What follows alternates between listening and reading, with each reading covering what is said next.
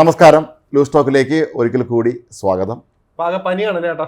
അതായത് ചില വാക്കുകളുണ്ട്, ചിലർക്ക് പനി ഉണ്ടായിട്ടെന്ന് ഞാൻ കേട്ടിട്ടുണ്ട്. കാരണം മൊത്തത്തിൽ ഒരു പാർട്ടി ഒന്നടങ്കം പനിച്ച് വരച്ചിരിക്കുകയാണ് ആ ഒരവസ്ഥയിൽ. കാരണം ഒറ്റ ദിവസം ഒരാളുടെ ഒരു പ്രസംഗം കൊണ്ട് തന്നെ ആ പാർട്ടി മൊത്തം തന്നെ എന്ത് ചെയ്യണമെന്ന് അറിഞ്ഞൂടാതെ അങ്ങ് ഇങ്ങനെ നമ്മൾ വിചാരിച്ചില്ല. ഇന്ന് നമ്മൾ ചർച്ച ചെയ്ത വിഷയമാണ്. അതെ അതെ, നമ്മൾ ഇന്നും ചർച്ച ചെയ്യേണ്ടി വരുന്നു എന്നുള്ളതാണ് എന്റെ പ്രസക്തി ഉള്ളത്. അപ്പൊ തന്നെ ആലോചിക്കുന്നത് ഇത്രമാത്രം അത് ഇമ്പാക്ട് ഉണ്ടാക്കിയിട്ടുണ്ട്. ഇന്ന് കേരളത്തിലെ മാധ്യമങ്ങൾ വേറെ ഒന്നും ചർച്ച ചെയ്യുന്നതുമില്ല. എല്ലാവരും രാവിലെ തൊട്ട് ഇത് തന്നെയാണ് ചർച്ച ചെയ്യുന്നത്. കാരണം ഈ നമ്മുടെ സാംസ്കാരിക നായകന്മാരെ പ്രതികരണം എങ്ങനെയാണെന്ന് അറിയാൻ നമ്മൾ ഇന്നലെ പറഞ്ഞിരുന്നല്ലോ.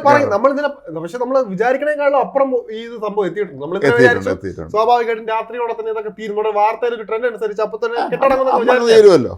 പക്ഷെ ഇത് അങ്ങോട്ട്, കാരണം ഇത് കേരളം ഒന്നടങ്കം ചോദിക്കാൻ ഉദ്ദേശിച്ച കാര്യങ്ങളാണ്. അതും എം ഡിയുടെ വായിൽ നിന്ന്. അതാണ് ശരത്ത് പറഞ്ഞാണ് പോയിന്റ്. അത് എം ഡി പറഞ്ഞതുകൊണ്ടാണ്. അല്ല വേറെ ആരെങ്കിലും പറഞ്ഞെങ്കിൽ അത്രയും ഇമ്പാക്ട് വരില്ല.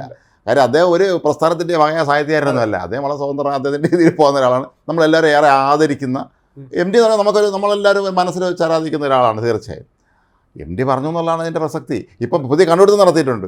നമ്മുടെ ഇ പി സംഘം പറയുന്നത് എന്താണെന്ന് വെച്ചാൽ ഇത് പറഞ്ഞതെല്ലാം നരേന്ദ്രമോദി ഉദ്ദേശിച്ചാണ്. മറ്റേ സിനിമ പറഞ്ഞത് എന്നെ മാത്രം ഉദ്ദേശിച്ചാണ്, എന്നെ ഉദ്ദേശിച്ചാണെന്ന് പറയും പോലെയാണ്. ഇത് പറഞ്ഞ കാര്യം മുഴുവൻ നരേന്ദ്രമോദി ഉദ്ദേശിച്ചാണെന്നാണ്. പറഞ്ഞതും പോരാ, മുഖ്യമന്ത്രി എടുത്ത ഭയങ്കര ആരാധനയുണ്ട്. അതുകൊണ്ടാണ് അദ്ദേഹത്തിനും ആരാധനയുണ്ട്.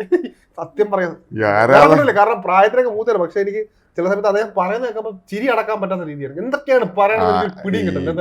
കമ്മ്യൂണിസ്റ്റ് പ്രസ്ഥാനങ്ങളിൽ ആരാധികമാരൊന്നും ഇല്ല. അത് എനിക്ക് തോന്നുന്നത് ഇ പിയെ സംബന്ധിച്ച് അദ്ദേഹം ചില പുതിയ സിദ്ധാന്തങ്ങൾ എപ്പോഴും പാർട്ടി കൊണ്ടുവരുന്ന ഒരാളാണ്. പണ്ട് പറഞ്ഞ ഓർമ്മയില്ല, നമ്മൾ കഴിഞ്ഞ ദിവസം പറഞ്ഞതാണ്, ഒരു മുറിവേടിയും കട്ടൻ ചായയും പരിപ്പോടെയൊന്നും ഇനി വേണ്ടാന്ന് പറഞ്ഞ ആളാണ് പുള്ളി. അപ്പം അതുപോലെ പക്ഷേ എം ടി ചൂണ്ടിക്കാട്ടിയത് സാക്ഷാൽ EMSനെയാണ്. അല്ല, ഈ പറഞ്ഞതല്ല ശരി. നരേന്ദ്രമോദിയെ കുറിച്ച് പറഞ്ഞു എന്ന് ഇരിക്കട്ടെ. അങ്ങനെ ആണെങ്കിൽ പിന്നെ EMSനെ കോട്ട് ചെയ്യേണ്ട കാര്യമുണ്ടോ? നരേന്ദ്രമോദിയുടെ നേതാക്കൾ വേറെ ഉണ്ട്, അവരെ പേര് പറഞ്ഞാൽ പോരെ. മാത്രമല്ല സത്യം എനിക്ക് ചിരി അടക്കാമില്ല. കാരണം എനിക്ക് സീരിയസ്ലി ഞാൻ വേറെ ഒന്നും ഉദ്ദേശമില്ല. എനിക്ക് ആ പറയുന്ന കാര്യങ്ങൾ കേൾക്കാം. കാരണം സ്ഥിരം നമ്മൾ പണ്ട് ജഗദീഷ് കാണിച്ച കുറച്ച് കോമഡികളുണ്ട്. അദ്ദേഹത്തെ വ്യക്തിയല്ല, പക്ഷെ അദ്ദേഹം കാണിച്ച ആ ഒരു രീതിയാണ്, ഒരു അപ്പക്കുട്ട സ്റ്റൈലിൽ മറുപടി കേൾക്കപ്പോഴേ സത്യമായിട്ട് എനിക്ക് ഒരു ബന്ധമില്ലാതെ. കാരണം എം ഡിയെ തിരുത്താൻ, അല്ലെങ്കിൽ അദ്ദേഹം പറഞ്ഞതിനെ തിരുത്താൻ ഉദ്ദേശിച്ച് ഇങ്ങനെ കുറച്ച് പേര് ഇരുന്ന് അതിന് എനിക്ക് തോന്നുന്നില്ല. കാരണം അദ്ദേഹത്തോളം ഇപ്പോൾ, കാരണം ഇതിനെക്കുറിച്ച് മനസ്സിലായി, അദ്ദേഹം പറഞ്ഞ വാക്കുകൾക്ക് അപ്പുറമായിട്ട് ഇനി പറയാൻ ആരും വരില്ല എന്ന് തന്നെ. അതിനെ ന്യായീകരിക്കാൻ വന്നിട്ട് കാര്യമില്ല. കാരണം പറഞ്ഞത് 100% ഉള്ള കാര്യമാണ്. എം ഡി ആയതുകൊണ്ടാണ്. ഇപ്പോൾ അതിന് വലിയ പ്രാധാന്യം കൊടുക്കേണ്ടതില്ല എന്നാണ് CPM സംസ്ഥാന സെക്രട്ടേറിയറ്റും തീരുമാനിച്ചിരിക്കുന്നത്. അബദ്ധമാണെന്ന്. കാരണം ഇതിപ്പോൾ അവർ പറയുന്നത് വേറെ ന്യായം. ഇത് 2003 എഴുതിയ ലേഖനത്തിൻ്റെ ഒരു ഭാഗമാണ്. അതുകൊണ്ട് അന്ന് എനിക്ക് തോന്നുന്നത് ഏക്കാനായിരുന്നു നമുക്ക് 2003 അപ്പോൾ എന്താണെങ്കിലും ഇക്കാര്യത്തിൽ മാത്രമല്ല ഇത് പറഞ്ഞു കഴിഞ്ഞാൽ അവർക്ക് ഏത് രീതിയിൽ ന്യായീകരിക്കുന്നത് പറയാം. കാരണം പറഞ്ഞ കാര്യങ്ങളെല്ലാം തിരുത്താൻ പറ്റാത്ത രീതിയിലാണ് അദ്ദേഹം പറഞ്ഞത്. ഓരോ വാക്കും അദ്ദേഹത്തിന്റെ പുസ്തകത്തിലുള്ള പോലെ തന്നെ സംശയങ്ങളൊന്നും ഇല്ലാത്ത രീതിയിൽ കൃത്യമായിട്ട് ഞാനത് പറഞ്ഞിട്ടുണ്ട്. പക്ഷെ ആ പേര് പരാമർശിച്ചിട്ടില്ലെങ്കിലും നമുക്ക് നിലവിലെ സാഹചര്യങ്ങൾ വെച്ചിട്ട് നമുക്ക് ഫസ്റ്റ് ആ വിഷം പോകുന്നത് പിണറായി വിജയൻ സർക്കാരിനെതിരെ, പിണറായി വിജയൻ നമുക്ക് അദ്ദേഹം പറഞ്ഞ ഓരോ പോയിന്റ് നമുക്ക് നമ്മുടെ മനസ്സിലെ അദ്ദേഹം പറഞ്ഞ വാക്കുകൾ എന്തുകൊണ്ടാണ് ഇവരിലേക്ക് എത്തിയത്, ആദ്യം തന്നെ എത്തിയത്, അല്ലെങ്കിൽ മാധ്യമങ്ങൾ ചർച്ച ചെയ്തത്, അതും കൂടെ ചിന്തിക്കണം. അല്ലാണ്ട് ആദ്യമേ തന്നെ ആരും ഇവിടെ പറഞ്ഞു. ഇതിപ്പോ ഇവരെ ഗതികേടെന്ന് വെച്ച് കഴിഞ്ഞാൽ ഇതിലേക്ക് തിരുത്തന്നെ ഓരോ വീടുകളിലും കയറി ഇറങ്ങി, അല്ലെങ്കിൽ ഓരോ പത്രമാധ്യമ സ്ഥാപനങ്ങളിലും കയറി ഇറങ്ങി ഇതിനൊക്കെ തിരുത്തുക എന്നുള്ള വലിയൊരു ചുമതലയാണ് ഇവർക്കുള്ളത്. അല്ല, ഇത് വേറെന്നുള്ളത് ഈ ഇതില് എം ഡിക്ക് നേരെ എന്തായാലും സൈബർ ആക്രമണം ഉണ്ടായില്ല വലിയ തോതിൽ. അറിയാം. അല്ല, അത് കാര്യം വിഷയം പഠിച്ചിട്ടില്ല എഴുതാൻ പറ്റുള്ളൂ, ചെയ്യാൻ പറ്റുള്ളൂ. മറ്റേതുപോലെ തൂത്തുവാരി ചീത്ത വിളിക്കാൻ പറ്റില്ലല്ലോ. അപ്പൊ ഇനിയിപ്പോ ഞാൻ ഫേസ്ബുക്ക് പോസ്റ്റിൽ കണ്ടായിരുന്നു അദ്ദേഹം നമ്മൾ ഇന്നലെ പറഞ്ഞതുപോലെ തന്നെയാണ്. അത് എനിക്ക് ആ ഗ്രൂപ്പിന്റെ പേര് അറിയില്ല, എന്നാലും ട്രോൾ ആയിട്ടുള്ള രീതിയിൽ വന്നതാണ്. അദ്ദേഹം എന്താണ് ചെയ്തിട്ടുള്ളത്, അദ്ദേഹം മറ്റേ ഫ്യൂഡൽ മാടമ്പിത്തരങ്ങൾ പറയാൻ, ഫ്യൂഡൽ മാടമ്പിത്തരങ്ങൾ പറയാൻ ആ ഒരു നായർവാൽ ഉപയോഗിച്ചിട്ട് എന്തൊക്കെയോ ചെയ്ത് കൂട്ടി. അതുപോലെ തന്നെ ഭയങ്കര ഫ്യൂഡലിസം ആണ്. അതുപോലെ കീഴ്ജാതിക്കാരെ അടിച്ചമർത്തി അതിൽ ആനന്ദം കണ്ടെത്തി പുസ്തകത്തിൽ എഴുതുന്നു. അങ്ങനെയൊക്കെയുള്ള രീതിയിൽ പറഞ്ഞു. പക്ഷെ അതിന്റെ കമന്റുകളെല്ലാം തന്നെ എഴുതിയവനെ തള്ളക്കി വിളിക്കുന്ന രീതിയിലാണ് പൂർണ്ണമായിട്ടും കൊടുത്തിട്ടുള്ളത്. അമ്മാതിരി കൊടുത്തിട്ടുണ്ട്. അല്ല, എം ഡി എന്ന പത്രാധിപരാണ് നമ്മുടെ മലയാളത്തിൽ ഒരുപാട് സാഹിത്യകാരന്മാരെ നമുക്ക് സമ്മാനിച്ചത്, ഒരുപാട് കണ്ടെത്തി. കാരണം എം ടി കൃഷ്ണമാർ എം ടി ഒക്കെ ഉള്ള സമയത്ത് എം ടി ആണ് കഥകളെ നോക്കുമായിരുന്നപ്പോൾ പുനത്തിലൊക്കെ പറയുമായിരുന്നു. അവരൊക്കെ കണ്ടെത്തിയ ആൾ, കണ്ടെത്തി അവരെ പ്രോത്സാഹിപ്പിച്ച് അങ്ങനെ കൊണ്ടുവന്ന ഒരാളാണ് എം ടി. അപ്പോൾ അതുകൊണ്ട് എം ഡി ആരെയും ഈ ചവിട്ടി താഴ്ത്തി വന്ന ഈ പറഞ്ഞ ജാതിയാക്ഷേപം നടത്തിയെന്നൊന്നും പറയാൻ പറ്റില്ല. പിന്നെ വേറെ ഒന്നും കിട്ടായില്ലെങ്കിൽ പിന്നെ അടുത്ത് പ്രയോഗിക്കാനുള്ളതാണ്. അതിന്റെ തന്നെ അദ്ദേഹം എന്നിട്ടും അത് പറഞ്ഞിട്ടുണ്ട്. ഈ ഒരു കാര്യങ്ങൾ പറഞ്ഞതിൽ യാഥാർത്ഥ്യമാണ് പറഞ്ഞത്. അതിൽ ആത്മപരിശോധന നടത്തേണ്ടവർക്ക് നടത്താം. നമ്മൾ ഇതിലെ പറഞ്ഞ പോലെ തന്നെ അത് കാരണം ആർക്കെങ്കിലും എന്തെങ്കിലും തോന്നിക്കഴിഞ്ഞാൽ അത് തിരുത്തേണ്ടത് ഉത്തരവാദിത്വം കൂടെ അവർക്കുണ്ട്. ആത്മപരിശോധന നടത്തുക. അദ്ദേഹം പറഞ്ഞ വളരെ പ്രധാനപ്പെട്ട അല്ല മാത്രമല്ല ഈ പരിപാടിക്ക് ശേഷം അദ്ദേഹം എൻ സുധീറിന്റെ അടുത്ത് പറഞ്ഞാണ് ശരത്ത് പറഞ്ഞ പോയിന്റ്. അത് വളരെ പ്രധാനപ്പെട്ട കാര്യമാണ്. ഇതിപ്പം ഒന്നും നടന്നില്ലാതിരിക്കട്ടെ, ഇവിടത്തെ ഒരു ബന്ധപ്പെട്ട് ഇല്ലാതിരിക്കട്ടെ, പക്ഷെ ഇവിടെ നടക്കുന്ന കാര്യങ്ങളെല്ലാം യോജിപ്പിച്ച് നോക്കുമ്പോൾ അങ്ങനെയല്ല വരുന്നത്. ഇവിടെ ഇപ്പം ഇതുകൊണ്ട് തിരുത്താൻ പറ്റുമെങ്കിൽ തിരുത്തട്ടെ. ഇപ്പൊ നവകേരള സദസ് ആയാലും അല്ലെങ്കിൽ മുഖ്യമന്ത്രി ഇപ്പൊ നടപ്പാക്കുന്ന രീതികളെല്ലാം തന്നെ അതിനോടൊപ്പം അദ്ദേഹം പറഞ്ഞ ഓരോ വാക്കുകളും യോജിച്ച തരത്തിലാണ് അതിനകത്ത് വരുന്നത്. അതുകൊണ്ട് തന്നെ അങ്ങനെ ഒരു രീതിയിൽ തിരുത്താൻ പറ്റുമെങ്കിൽ തിരുത്തട്ടെ. അത് പ്രത്യേകിച്ച് പിണറായി വിജയനെന്നോ അല്ലെങ്കിൽ മറ്റേ വി ഡി സതീശനെന്നോ പ്രത്യേകിച്ച് ആൾക്കാർ നരേന്ദ്രമോദി ഇതൊന്നും പറയുന്നില്ല. പക്ഷെ അങ്ങനെ ചിന്തിക്കാൻ ആഗ്രഹിക്കുന്നവർ അങ്ങനെ ചെയ്തിട്ടില്ലെങ്കിൽ അങ്ങനെ ചെയ്യാതിരിക്കാൻ വേണ്ടിയാണ് അദ്ദേഹം പറയുന്നത്. അതായത് ഇത് എന്നെ കുറിച്ച് മാത്രം ഉദ്ദേശിച്ചാണെന്ന് പറഞ്ഞ പോലത്തെ അവസ്ഥയാണ് ഇപ്പോൾ വന്നിട്ട് കാര്യം ഏറ്റുപിടിക്കുകയാണ്. അതെ, ഏറ്റുപിടിക്കുന്നത്. ഇവിടെ ഇവര് പറയുന്നത് പറഞ്ഞാൽ ഇവര് പറയാൻ പോകുന്നത് ഇവിടെ ആരെങ്കിലും പറഞ്ഞു അതുപോലെ നിങ്ങൾ പിണറായി വിജയനാണെന്ന്. അധികം മാധ്യമ സ്ഥാപനങ്ങൾ സ്വാഭാവികമായിട്ട് അവർ പറയാം, അവർക്ക് തോന്നിയ കാര്യങ്ങൾ, അതായത് ആൾക്കാർ പറയുന്ന അല്ലെങ്കിൽ പിണറായി വേദിയിരുത്തിയാണ് MT ഇങ്ങനെ പറഞ്ഞതേ പറയുള്ളൂ. അല്ലാണ്ട് പിണറായി വിജയൻ ഉദ്ദേശിച്ചാണെന്ന് അടിച്ചമർത്തി അങ്ങനെ പറയുന്നുമില്ല. അല്ല, അപ്പോൾ അവിടെ എന്താണ് സംഭവിക്കുന്നത്? ഈ MT പറഞ്ഞ കാര്യങ്ങളൊക്കെ ഇരിക്കുന്ന ആളിന് പ്രസക്തമാണ്, അദ്ദേഹത്തിന് ബാധകമാണെന്ന രീതിയിലാണ് ഇപ്പോൾ നമ്മൾ ചിന്തിക്കേണ്ടത്. അങ്ങനെ അല്ലായിരുന്നെങ്കിൽ അവസ്ഥ അല്ല. ഇപ്പോൾ C അച്യുതാനന്ദനെ പോലെ ഒരാളാണ് മുഖ്യമന്ത്രി ആയിരിക്കുകയാണ്, അദ്ദേഹം കസേരയിൽ ഇരിക്കുമ്പോഴാണ് MT പ്രസംഗം ചേർന്നിരിക്കട്ടെ സപ്പോസ്. അങ്ങനെ ആയിരുന്നെങ്കിൽ ആൾ പെട്ടെന്ന് ചിന്തിക്കും. ഒന്നും വേണ്ട, ഉമ്മൻചാണ്ടി അപ്പം പറഞ്ഞാൽ പോലും ചിലപ്പോൾ ഈ രീതിയിലുള്ള വലിയ വ്യാഖ്യാനം വരില്ല. അതെ, ഇവിടെ പൊതുവേ നമ്മൾ ആ വാർത്ത സത്യം പറഞ്ഞാൽ അദ്ദേഹത്തിന്റെ പ്രസംഗം ലൈവായിട്ട് കേട്ടവരിൽ പോലും ഇന്നലെ ചേട്ടൻ കണ്ടു കാണിച്ചില്ല. അപ്പൊ ആ ഒരു ലൈവായിട്ട് ആ പ്രസംഗം കേട്ടവരിൽ പോലും ആദ്യം മുഖം പതിഞ്ഞത് പിണറായി വിജയന്റെ തന്നെയാണ് മുഖ്യമന്ത്രി. എന്തുകൊണ്ടാണ് അങ്ങനെ എത്തിയത്? അവിടെ നമ്മൾ മാധ്യമങ്ങൾ ആരും കൊട്ടിക്കൊച്ചിച്ചതല്ല. അത് ഇത് കേൾക്കുമ്പോൾ തന്നെ അതുമായിട്ട് കണക്ട് അദ്ദേഹത്തിന്റെ മുഖമായിട്ട് സാദൃശ്യം തോന്നുന്നെങ്കിൽ കുറ്റകരമല്ല. അത് നിലവിൽ നടക്കുന്ന സാഹചര്യങ്ങൾ അതിനൊക്കെ വഴിയാക്കുന്നതാണ്. ഇടത് സാംസ്കാരിക ധാരയിൽ നിന്ന് അശോകഞ്ചേരിയിലൊക്കെ പറഞ്ഞിട്ടുണ്ട്.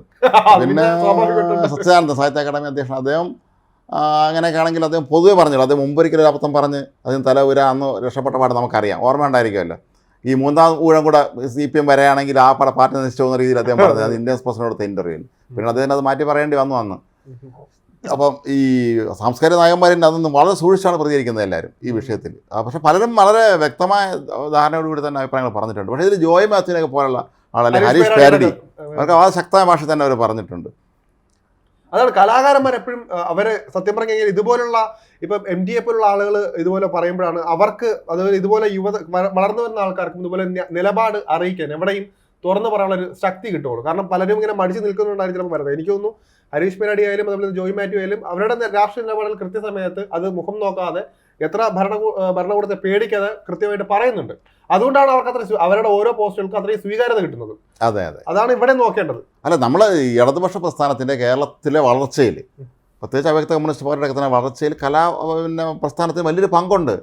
KPSCയിലെ നാടകങ്ങളും നാടകഗാനങ്ങളും തീർച്ചയായും അന്നത്തെ കമ്മ്യൂണിസ്റ്റ് പ്രസ്ഥാനത്തിന് സഹായിച്ചിട്ടുണ്ട്. അതുപോലെ നമുക്ക് പിൽക്കാലത്ത് വേണമെങ്കിൽ V സാംബശിവൻ്റെ കഥാപ്രസംഗം, അതൊക്കെ തന്നെ ഒരുപാട് സ്വാധീനം ജനങ്ങൾ ചെലുത്തിയിട്ടുണ്ടെന്ന് പറയുന്നത് യാതൊരു സംശയവുമില്ല. അപ്പോൾ കലാപരമായ കാര്യങ്ങളൊക്കെ തന്നെ പരമാവധി പ്രവർത്തിപത്തി കൊണ്ടുവന്ന് അത് ഇങ്ങനെ സഹായിക്കും എന്നുള്ള വളരെ പ്രധാനപ്പെട്ട ഒരു കാര്യമാണ്. അതിനെക്കുറിച്ച് നമ്മുടെ നാട്ടിലെ ഏറ്റവും പ്രമുഖനായ, നമ്മൾ ഏറ്റവും ആദരിക്കുന്ന, ഇന്ന് MT പോയിട്ടേ ഉള്ളൂ മറ്റാരും ഒരുപക്ഷെ ഈ മലയാള സാഹിത്യത്തിൽ ഇന്ന് ജീവിച്ചിരിപ്പുള്ളത്. അങ്ങനെയുള്ള ഒരാൾ ഒരു കാര്യത്തിൽ അഭിപ്രായം പറയുമ്പോൾ അല്ല, അതിൽ ഞങ്ങൾക്ക് അദ്ദേഹത്തിൻ്റെ മുന്നിൽ ശരി ഞങ്ങൾക്കൊരു അബദ്ധം പറ്റി, ഞങ്ങൾ തിരുത്താൻ നോക്കാം എന്തെങ്കിലും പറയാം. അത് പറയണത് ഒരു തയ്യാറാവില്ല എങ്കിൽ പോലും സൂചനയെങ്കിലും കൊടുക്കുക. അതിന് പറയാം ഇതൊന്നുമില്ല, ഇതൊക്കെ നരേന്ദ്രമോദിയെക്കുറിച്ചാണ് ഈ പറഞ്ഞതെന്ന് പറയുക എന്നത് ഒരു ബന്ധമില്ലാത്ത. അങ്ങനെയാണെങ്കിൽ നമുക്ക് ആദ്യമേ തന്നെ എല്ലാവർക്കും അത് പേരെടുത്ത് പരാമർശിക്കും. കാരണം ഇവിടെ എന്തുകൊണ്ട് പിണറായി വിജയൻ എന്ന പേര് ഫസ്റ്റ് ആയിട്ട് വന്നു, കാരണം എന്തുകൊണ്ടാണ് മാധ്യമങ്ങളിൽ വന്നു, അല്ലെങ്കിൽ ആൾക്കാർ പ്രതികരിക്കുന്ന എല്ലാം പറയുന്നതെല്ലാം അദ്ദേഹത്തിന്റെ പേരായത് എന്തുകൊണ്ട് പ്രസക്തമാണല്ലോ. മാത്രമല്ല എനിക്ക് ഇന്നലെ ഇതുമായിട്ട് ബന്ധപ്പെട്ട് വേറൊരു ഒരു ഫേസ്ബുക്കിൽ ഒരു പോസ്റ്റ് ഉണ്ടായത്, ഒരു സിനിമാ സമരം പണ്ട് നടന്നിട്ടുള്ളതായിരുന്നു. എനിക്ക് ചേട്ടനൊക്കെ കറണ്ട് ബില്ല് അതുമായിട്ട് ബന്ധപ്പെട്ട് തിയേറ്ററുകൾക്ക് ഇത്രയും നിരക്ക് കുറയ്ക്കാന്ന് പറയട്ടെ. അത് അന്ന് എനിക്കൊന്ന് ഒടുവിൽ ഉണ്ണികൃഷ്ണനും അതുപോലെ തന്നെ സുകുമാരിയൊക്കെ കട്ടാക്കി നിന്ന് ചെയ്തതാണ്. അപ്പം ഇങ്ങനെയുള്ള ആൾക്കാർ നമ്മുടെ ഒരു സിനിമാ സമരത്തെ ഒരു കാര്യം കൂടെ പറയണം. അന്ന് LDF ആണ് കേരളം ഭരിച്ചിരുന്നത്. ഏതാണ്ട് യൂണിവേഴ്സിറ്റി കോളേജിൻ്റെ സംസ്കൃത കോളേജിൻ്റെ ഗേറ്റോടെത്തിയപ്പം അതിശക്തമായ കല്ലേറ് തുടങ്ങി. നമ്മുടെ താരങ്ങളൊക്കെ സിനിമയിൽ നിന്ന് ഫൈറ്റ് ചെയ്യുന്നവർക്ക് ജീവനം കൊണ്ട് ഓടുന്ന കാഴ്ച നമ്മൾ കണ്ടെന്ന്. നമ്മളെല്ലാവരും കാണാൻ നിൽക്കായിരുന്നു. അന്ന് എല്ലാവരും ഓടി രക്ഷപ്പെടുമായിരുന്നു പലരും. ഇവർക്ക് ഇത് തിരുവനന്തപുരത്തുകാർക്ക് അറിയാം എങ്ങോട്ട് ഓടണമെന്നുള്ളത്. കാര്യം ആ വഴി അവർക്ക് ഈ ദൂരെയുള്ള ആൾ വന്ന സിനിമാ നടന്മാരും ടെക്നീഷ്യൻസൊക്കെ അവർ പലരും പെട്ട് ഇവർക്ക് എങ്ങോട്ട് ഓടണമെന്ന് അറിഞ്ഞുകൂടാ. ചിലർ സംസ്കൃത കോളേജിനകത്തോട്ട് കയറി ഓടി. ഈ സംസ്കൃത കോളേജ് എന്ന് പറഞ്ഞാൽ SFIയുടെ ഒരു കോട്ടയായിരുന്നു അന്ന്. അപ്പോൾ അങ്ങനെ ഒരു സംഭവം ഉണ്ടായിട്ടുണ്ട്. പക്ഷെ അന്ന് ഇത് ഈ കലാകാരന്മാർ പിന്നെ ഇത് സമരം ചെയ്യാൻ അവകാശമില്ലെന്ന രീതിയിലാണ് ഒരു കല്ലേറ് നടത്തിയത്. അന്ന് SFIക്കാരാണ് ചെയ്തത്. അതെ, ഇതിപ്പോ നിലവിൽ 88-ലാണെന്നോ അത് പറയാൻ കാരണം തുടങ്ങിയപ്പോൾ നിലവിലെ സാഹചര്യം കാരണം ഇവർക്ക് എപ്പോഴും ഇവർക്കെതിരെ വരുന്ന എല്ലാവരും അടിച്ചമർത്തുകയും ചെയ്യും. അതിനെ ചോദ്യം ചെയ്യാൻ പാടില്ല. അവരെ മാത്രമല്ല അതിനേക്കാൾ ഉപരി മറ്റേ ഈ പാർട്ടിക്കാരെ വ്യക്തിപൂജ നടത്തണം, അല്ലെങ്കിൽ അവരെ ഇത് ചെയ്യണം, പൊക്കി വയ്ക്കണം.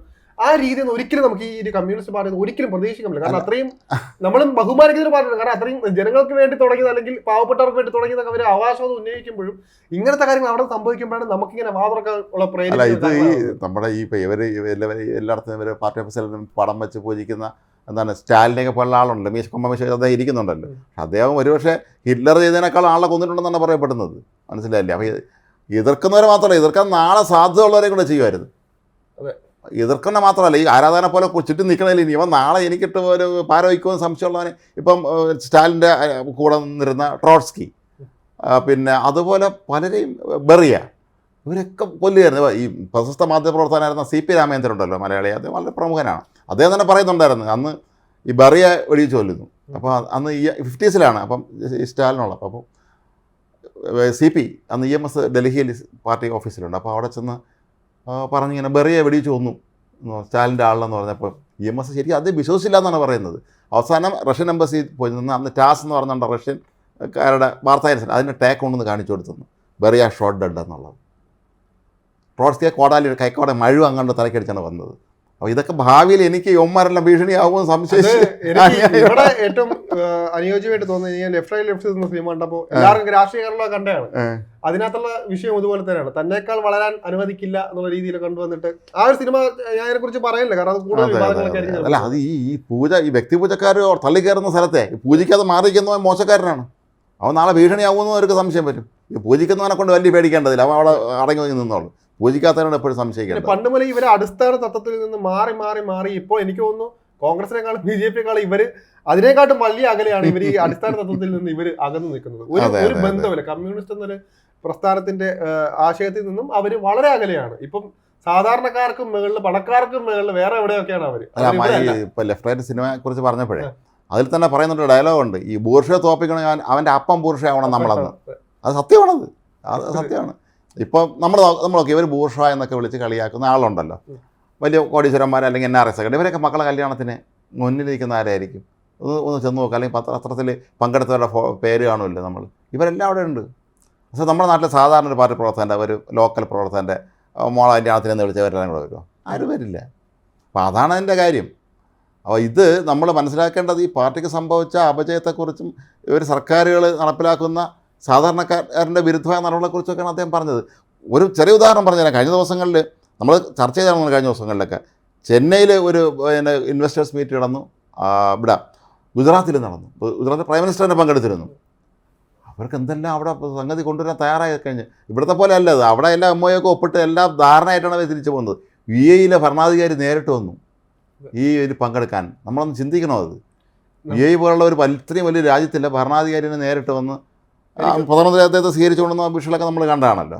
ഇവിടെ ഉള്ളത് ഞാൻ പറഞ്ഞില്ല, നിസാൻ പോലുള്ളവർ വന്നിട്ട് നമുക്ക് നല്ല രീതിയിൽ തുറക്കാനുള്ള BMW പോയി. അതൊക്കെ അതുപോലെ എനിക്കൊന്ന് അവസാനം കണ്ട ഏറ്റവും നല്ല ഒരു പദ്ധതി എനിക്കൊന്ന് വിഴിഞ്ഞം തന്നെയാണ്. അതിനുശേഷം ഒന്നും ഉണ്ടായിട്ടില്ല. കാരണം എടുത്തു പറയാൻ പറ്റിയ ഒന്നുമില്ല നമ്മുടെ രാജ്യത്തിന്, അല്ലെങ്കിൽ നമ്മുടെ സംസ്ഥാനത്തിന് ഉപകാരപ്പെടുന്ന, അല്ലെങ്കിൽ ഇവിടുത്തെ സാധാരണക്കാർക്കായിട്ടുള്ള ആൾക്ക്, യുവാക്കൾക്കൊക്കെ ജോലി നേടുന്നതിന് ബന്ധപ്പെട്ട് എന്തെങ്കിലും ഉപകാരം ഉണ്ടായിട്ടുണ്ടോ?